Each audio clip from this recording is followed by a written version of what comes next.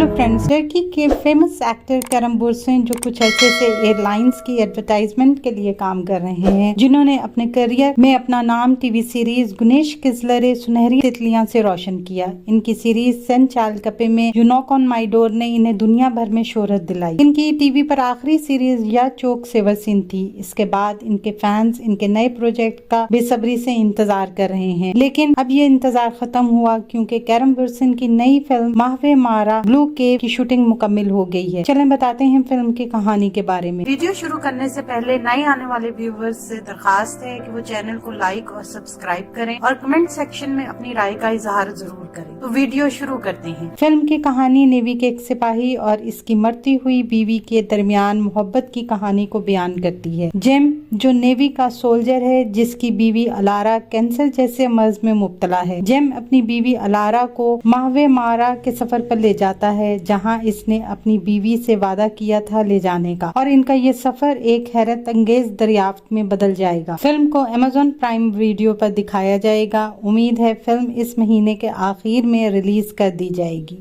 आने वाले दिनों में अपने पसंदीदा ड्रामों की मजीद मालूमात के लिए हमारे चैनल को लाइक करें, शेयर करें और सब्सक्राइब करना ना भूलें। शुक्रिया।